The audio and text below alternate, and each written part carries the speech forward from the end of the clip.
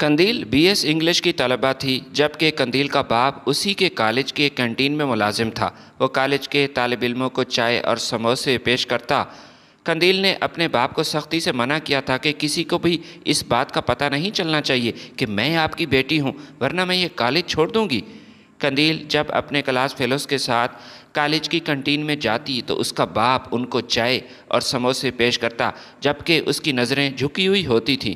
قندیل نے کالج میں پہلی پوزیشن حاصل کی تو تمام طلباء کے والدین کو بھی اس کی تقریب میں دعوت دی گئی تاکہ خوشی کے اس موقع پر وہ بھی اپنے بچوں کے ساتھ شامل ہو سکیں۔ یہ سن کر قندیل کافی پریشان ہوئی۔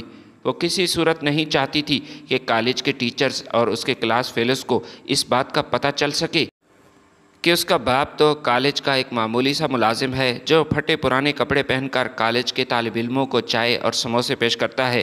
کل تقسیم انعامات کی کالج میں تقریب تھی اور قندیل نے اپنے باپ کو منع کیا تھا کہ کل آپ کالج مت آئیے گا کیونکہ مجھے بہت شرمندگی محسوس ہوگی۔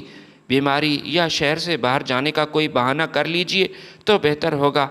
باپ نے اپنی بیٹی سے وعدہ کیا کہ بیٹی، تجھے پریشان ہونے کی ضرورت بالکل نہیں، تمہارا باپ کبھی تمہیں شرمندہ نہیں ہونے دے گا۔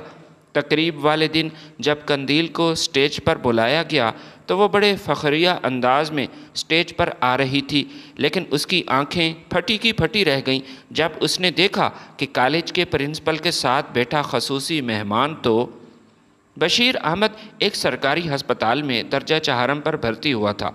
وہ ہسپتال کی صفائی کرتا تھا۔ مختلف وارڈز میں وہ صفائی کے دوران جب مریضوں کو دیکھتا تو اس کے دل سے یہی دعا نکلتی تھی کہ اے میرے پروردگار، ان کو جلد صحت یاب فرما۔ وہ اپنی سروس کے دوران اس نے کئی ایسے واقعات دیکھے جن کو کبھی فراموش نہ کر پایا۔ کئی ایسے مریض تھے جو صحت یاب ہو کر گھر واپس لوٹ جاتے، کچھ ایسے بھی تھے جن کی موت ہسپتال میں ہوتی تھی۔ ان تمام واقعات میں ایک ایسا واقعہ بھی ہوا جس کو بشیر کبھی بھلا نہ پایا۔ ایک عورت کو ہسپتال میں لایا گیا جس کی ڈیلیوری قریب تھی۔ وہ درد سے چلا رہی تھی جبکہ اس کا شوہر اسے تسلی دے رہا تھا۔ عورت کی حالت بہت خراب تھی۔ اسے فوراً ایمرجنسی وارڈ میں لایا گیا جہاں پر ایک لیڈی ڈاکٹر نے اس کے شوہر کو بتایا کہ آپ کی بیوی کا بڑا آپریشن ہوگا کیونکہ الٹرا ساؤنڈ سے پتہ چلا ہے کہ بچہ پیٹ میں الٹا ہے اور اس کی نارمل ڈیلیوری نہیں ہوتی۔ عورت کا آپریشن جاری تھا جبکہ اس کا شوہر باہر دعائیں مانگ رہا تھا۔ بشیر احمد اس شخص کے پاس آیا اور اسے تسلی دی اور کہا کہ پریشان ہونے کی ضرورت نہیں، اللہ تعالیٰ سب بہتر کرے گا۔ مشکل کی اس گھڑی میں ایک چھوٹی سی تسلی بھی بہت بڑی نعمت ہے، لہٰذا اس شخص نے بشیر احمد کا شکریہ ادا کیا۔ تھوڑی دیر بعد لیڈی ڈاکٹر آپریشن تھیٹر سے باہر آئی اور اس شخص کو مبارکباد پیش کی کہ اللہ نے آپ کو ایک بیٹی عطا کی اور آپ کی بیوی خطرے سے باہر ہے۔ یہ خبر سن کر وہ آدمی اللہ کا شکر ادا کرنے لگا۔ اب اس کے چہرے پر ایک اطمینان تھا۔ اس شخص کی بیوی کچھ عرصہ ہسپتال میں رہی جبکہ بچی کو ایک شیشے کے باکس میں رکھا گیا کیونکہ اسے سانس کا مسئلہ تھا۔ بشیر احمد وارڈ کی صفائی کے دوران اس بچی کو بڑے غور سے دیکھتا تھا اور اس کی صحت کے لیے دعا کرتا تھا۔ 3 سے 4 دن بعد بچی کو وہاں سے ڈسچارج کیا گیا اور اپنی ماں کے پاس لایا گیا۔ بچی اب کافی حد تک نارمل ہو چکی تھی اور اپنی ماں کا دودھ پینے کے قابل تھی۔ تقریباً 1 ہفتے بعد اس عورت کو ہسپتال سے ڈسچارج کیا گیا۔ اس وقت بشیر احمد باہر صحن کی صفائی کر رہا تھا جب اس نے دیکھا کہ عورت تو شوہر کے ساتھ واپس جا رہی ہے جبکہ وہ ایک گاڑی میں سوار ہوئے، مگر حیرت کی بات یہ تھی کہ ان کے ساتھ بچی بالکل نہیں تھی۔ بشیر احمد کافی حیران ہوا کہ وہ دونوں بچی کو ساتھ لے کر کیوں نہیں جا رہے۔ بشیر احمد اس بچی سے کافی الفت رکھتا تھا اور روزانہ 2 سے 3 بار اسے ضرور دیکھتا تھا۔ کوئی نہ کوئی کشش اس کے دل میں اس بچی کے لیے تھی۔ وہ وارڈ کے اندر داخل ہوا تو اس نے دیکھا کہ نرس اس بچی کو اٹھا کر باہر جا رہی ہے۔ بشیر احمد نے یہی سمجھا کہ بچی کی ماں ان کا انتظار کر رہے ہیں گاڑی میں اور یہ نرس انہی کے پاس جا رہی ہے، لیکن حیرت کی بات یہ تھی کہ ایسا بالکل نہ ہوا۔ میاں بیوی دونوں گاڑی میں سوار ہو کر ہسپتال سے جا چکے تھے جبکہ نرس تیز تیز قدموں کے ساتھ بچی کو لے کر وہاں سے روانہ ہوئی۔ پھر وہ ہسپتال کے مین گیٹ پر آئی تو بشیر احمد بھی چپکے سے اس کے پیچھے چلنا شروع ہوا۔ گیٹ کے سامنے ایک گاڑی رکی नर्स उस गाड़ी में सवार हुई। फिर वो गाड़ी तेज़ी से वहाँ रवाना हुई। ये बात बशीर अहमद को हज़म ना हो सकी। उसने अपनी बाइक स्टार्ट की और उस गाड़ी का पीछा करना शुरू किया।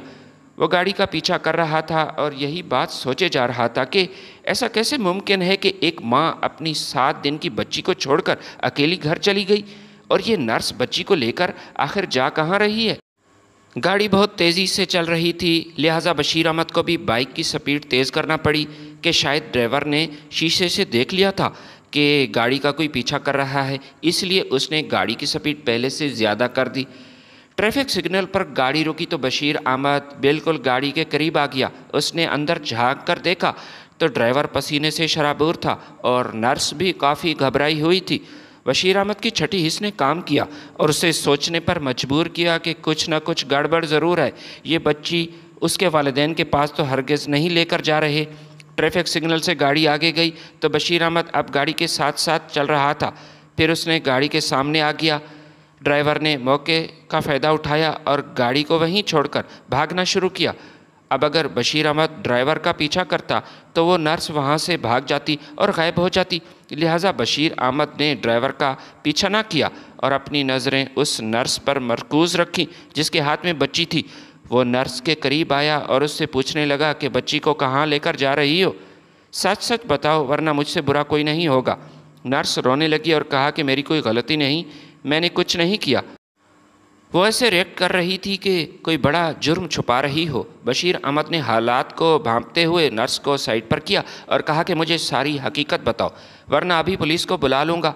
नर्स ने रोकर कहा कि खुदारा ऐसा मत कीजिए, मैं आपको सब बताती हूँ। मैं खुद से कुछ नहीं कर रही, बल्कि मैं तो एक ग्रुप का हिस्सा हूँ, एक ऐसे ग्रुप का जो मुझे इस काम के लिए मजबूर कर रहा है। मैं इस बच्ची को रानी बाई के पास ले जा रही हूँ। बशीर अहमद ने नर्स से पूछा कि ये रानी बाई कौन है, जिस पर नर्स ने बताया कि नामौलूद बच्चियों को ख़रीदती है, उनको पाल पोस कर बड़ा करती है, फिर अपनी मर्ज़ी से वो बच्चियों को कोई भी काम उनसे लेती है। कुछ बच्चियों को वो आगे फ़रोख्त करती है जबकि कुछ को अपने पास रख लेती है। वो एक तवाइफ है जिसके हाथ बहुत लंबे हैं, बड़े बड़े लोगों के साथ उनके ताल्लुकात हैं। बशीर अहमद ये सुनकर हैरान हुआ और उसने नर्स से कहा कि क्या इन बच्चियों के वालिदैन को इस बात का पता है कि उनकी बच्चियां कहाँ पहुंचाई जाती हैं, और वो सब जानबूझकर अपनी मासूम बच्चियों को आखिर हस्पताल छोड़कर क्यों चले जाते हैं। नर्स ने बशीर अहमद को बताया कि ये बात नहीं है, बल्कि हकीकत ये है कि वो इस बात से नावाकिफ़ हैं कि उनकी बच्चियों को आखिर पहुंचाया कहाँ जाता है। दरअसल कुछ गरीब वालिदैन जिनके पहले भी काफ़ी बच्चे होते हैं और महंगाई के इस दौर में उनके लिए ज़्यादा बच्चे पालना आसान नहीं, वो अपनी मर्ज़ी से ही अपनी बच्चियों को अस्पताल में छोड़कर चले जाते हैं। अक्सर वो बच्चियों को छोड़कर जाते हैं जबकि बेटे साथ ले जाते हैं, क्योंकि डॉक्टर साहब ने बाकायदा उनको बताया हुआ है कि अगर वो अपनी मर्ज़ी से कोई बच्ची यहाँ छोड़कर जाएंगे तो वो बच्ची यतीम खाने मुंतकिल की जाएगी जहाँ उनकी बेहतरीन परवरिश होगी। दरअसल वालिदैन को सब्ज़ बाग दिखाए जाते हैं। बच्ची को हस्पताल छोड़ने के लिए उनको कुछ पैसे भी दिए जाते हैं। उनको बताया जाता है कि उनकी बच्चियों को यतीम खाने में परवरिश होगी जहाँ उनकी तालीम सेहत का ख्याल रखा जाएगा, और जवान होने पर यतीम खाने की इंतज़ामिया उनकी शादी करेगी और इज़्ज़त के साथ रुखसत करेगी। मगर ये सब झूठी बातें हैं। डॉक्टर साहब अपने मुख्तलिफ़ लोगों के ज़रिए इन बच्चियों को रानी बाई के पास पहुंचा देता है और इस काम के लिए मुख्तलिफ़ नर्सों की मदद ली जाती है। नर्सें बेचारी मजबूर हैं क्योंकि डॉक्टर साहब के पास उनकी वीडियोस मौजूद हैं। वो पहले उनको अपने जाल में फंसाता है, फिर उनसे इस तरह के काम लेता है। जैसे जैसे बशीर अहमद ये बातें सुनता जा रहा था उसके कान खुलते थे। उसे महसूस हो रहा था जैसे वो बेहोश होने वाला है। वो अपने आप को मलामत कर रहा था कि मेरे होते हुए ये काम होता रहा, मुझे इस बात की भिनक तक ना लगी। पिछले 10 साल से वो इसी अस्पताल में था, लेकिन इतनी चालाकी और ख़ामोशी से काम हो रहा था कि किसी को कानो कान खबर तक ना हुई। हत्ता कि एक ऐसे शख्स को भी पता ना चल सका जो रोज़ाना वार्ड्स कमरों की सफाई करता था, इसी अस्पताल का हिस्सा था। मगर अब उसने ठान लिया कि मकरूह धंधा बंद करवाएगा, मुजरिमों को सज़ा ज़रूर दिलवाएगा जो इन मासूम बच्चियों को पैदा होने के कुछ दिन बाद एक ऐसे माहौल में पहुंचा देते हैं जो कि जहन्नम से किसी सूरत कम नहीं। बशीर अहमद ने तमाम मुजरिमों को कैफिर किरदार तक पहुंचाने की ठान ली। उसने नर्स से कहा कि अब क्या तुम मेरी मदद करोगी? क्या तुम अपने किए पर पछता रही हो? नर्स ने रोकर कहा, हाँ मैं आप लोगों की ज़रूर मदद करूँगी, मगर मेरी जान को ख़तरा होगा क्योंकि ये लोग काफ़ी ख़तरनाक हैं। इनका नेटवर्क काफ़ी वसी है और जब इन्हें पता चलेगा कि मैं इनके गैंग का हिस्सा नहीं हूँ तो ये मुझे मारने की कोशिश करेंगे। बशीर अहमद बच्ची को अपने घर लाया, अपनी बीवी की गोद में डाला, जबकि नर्स को बाहिफाजत उसके घर पहुँचाया, मगर वो अभी आराम से बैठने वाला बिल्कुल नहीं था। उसने बहुत से लोगों को बेनकाब करना था। वो नर्स को अपने साथ पुलिस स्टेशन ले गया, उसके बयानात रिकॉर्ड करवाए। इंस्पेक्टर साहब ने नर्स को इस बात का यकीन दिलाया कि आपके साथ काफ़ी रियायत की जाएगी, लेकिन शर्त यह है कि तुम्हें भी हमारी मदद करना पड़ेगी। जो जो लोग इस मकरूह धंधे में इन्वॉल्व हैं सबको पकड़वाना होगा, कानून के कटहरे में लाना होगा। सबसे पहले पुलिस ने अपने सिपाहियों की मदद से उस हस्पताल पर छापा मारा। डॉक्टर समेत काफ़ी लोगों को गिरफ्तार किया गया। डॉक्टर साहब की अपनी 2 बेटियां और एक बेटा था। जब उसकी बीवी को पता चला कि उसका शौहर तो एक शैतान है, इंसान के रूप में एक दरिंदा है, तो उसने अपने शौहर से खुला ले ली। ये मंज़र बड़ा अजीब था। जब बीवी पुलिस स्टेशन आई थी, अपने शौहर के मुंह पर थूक कर चली गई, अपनी नफ़रत का इजहार किया और कहा कि मुझे सारी ज़िंदगी इस बात का अफसोस रहेगा कि मैंने तुम जैसे शख्स से मोहब्बत की थी और फिर शादी भी की। अब रानी को पकड़ने की बारी थी। जब उसके घर में छापा मारा गया तो पता चला कि वो शहर छोड़कर चली गई। तमाम बच्चियों को भी साथ ले गई जो किसी न किसी तरीके से उस तक पहुंचाई गई थी। रानी का नंबर ट्रेस करने की कोशिश की गई, लेकिन नंबर बंद जा रहा था।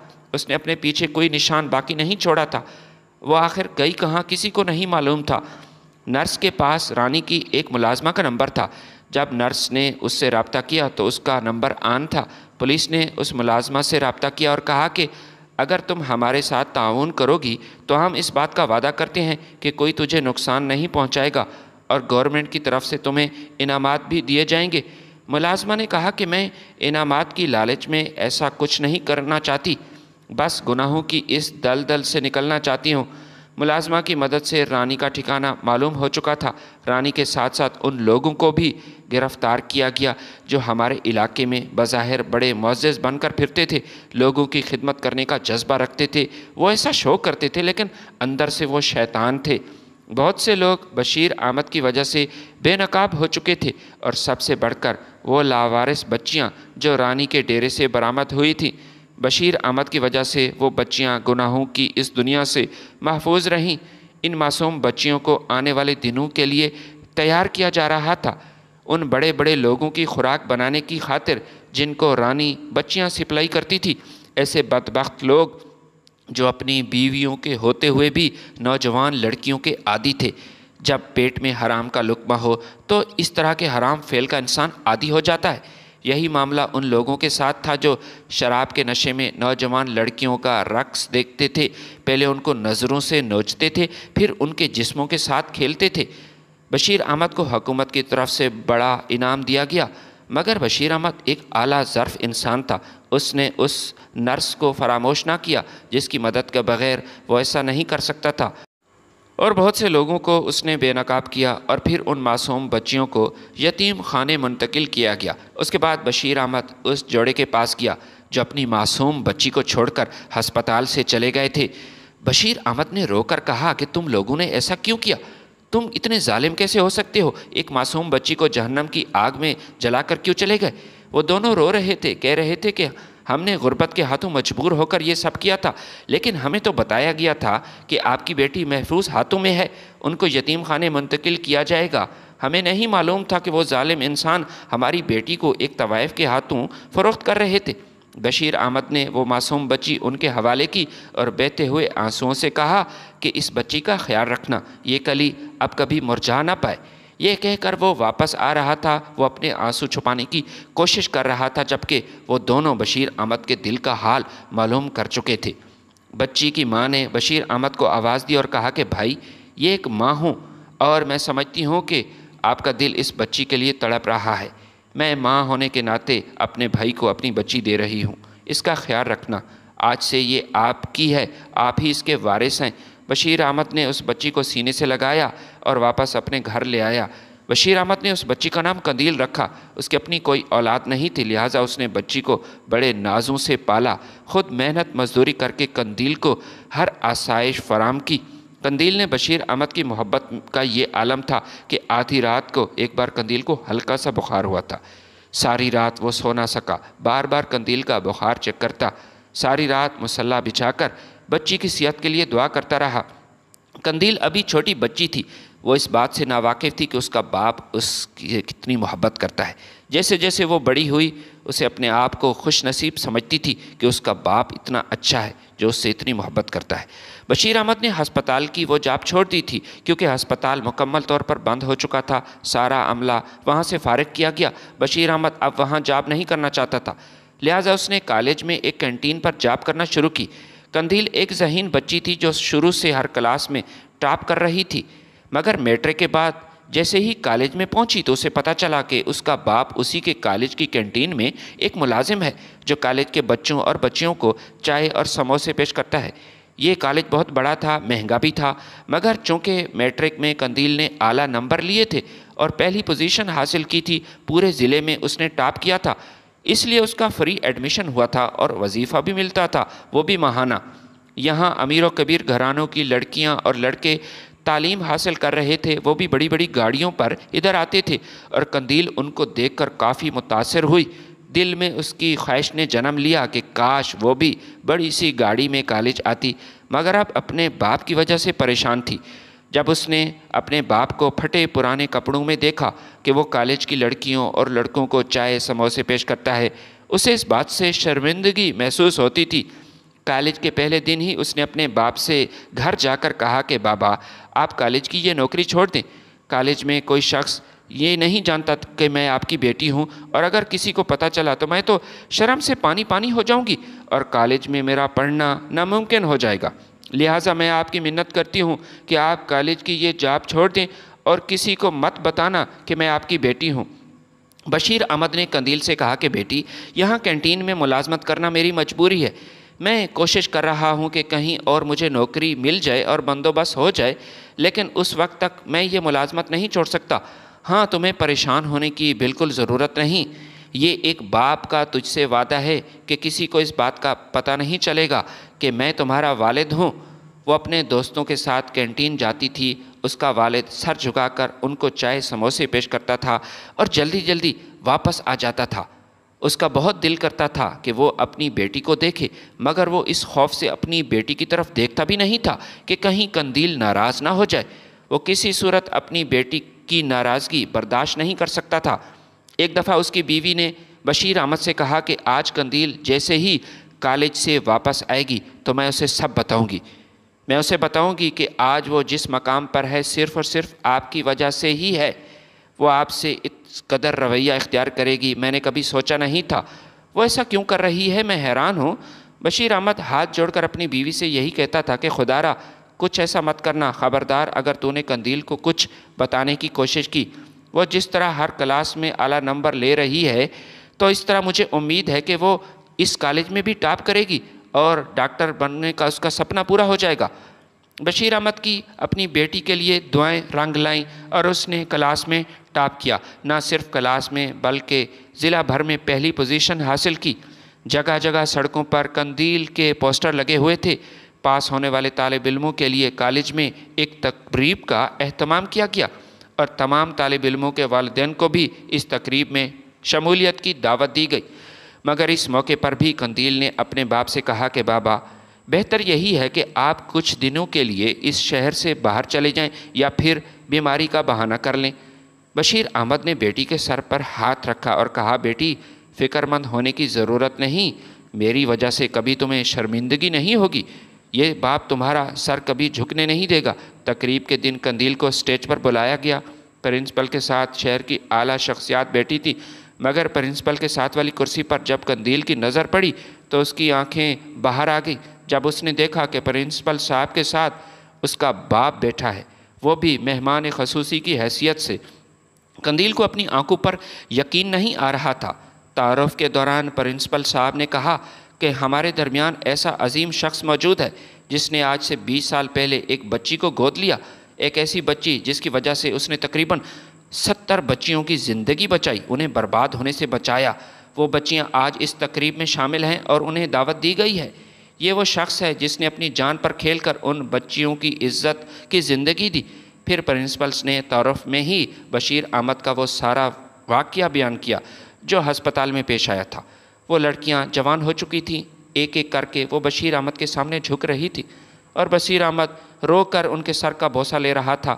وہ شہر کے معزز لوگ بشیر احمد کے سامنے سیلیوٹ پیش کر رہے تھے اور خود پرنسپل صاحب بھی ان کے سامنے جھک کر سلام کر رہا تھا۔ قندیل بہت رو رہی تھی، یہ سب دیکھ کر وہ بہت رو رہی تھی۔ یہ آنسو خوشی کے نہیں تھے۔ قندیل اس بات پر رو رہی تھی کہ اس کا باپ تو عظیم انسان تھا، مگر وہ اپنے باپ کو کیوں نہ پہچان پائی۔ ہمیشہ میلے کپڑوں میں دیکھا اور اس کی حیثیت سے نفرت کرتی رہی۔ قندیل نے انعام وصول کیا، لیکن اس کے دل پر بہت بڑا بوجھ تھا۔ وہ کھل کر رونا چاہتی تھی، لیکن یہ جگہ رونے کے لیے موزوں نہیں تھی۔ وہ اپنے گھر جانا چاہتی تھی۔ وہ اپنے باپ کے پہلے گھر پہنچ چکی تھی اور بے چینی سے باپ کا انتظار کر رہی تھی۔ جیسے ہی بشیر احمد گھر میں داخل ہوا تو اس کے پیروں میں گر گئی اور دھاڑے مار کر رونے لگی۔ بابا مجھے معاف کر دیں۔ باپ نے اپنی بیٹی کو گلے سے لگایا اور کہا کہ بیٹی تم میرا فخر ہو، رونا بند کرو ورنہ میں بھی رونا شروع کر دوں گا۔ قندیل کو زندگی کا سب سے بڑا سبق یہ ملا کہ انسان کو اس کے ظاہری حلیے سے جانچنے کی کبھی کوشش نہیں کرنی چاہیے۔ کسی کو بھی اپنے سے کم تر نہیں سمجھنا چاہیے۔ جس کو تم کم تر سمجھ رہے ہو سکتا ہے وہ اللہ تعالیٰ کے نزدیک تم سے بہتر ہو۔ ویڈیو اگر پسند ہے تو لائک اور شیئر ضرور کیجیے گا۔ اللہ حافظ۔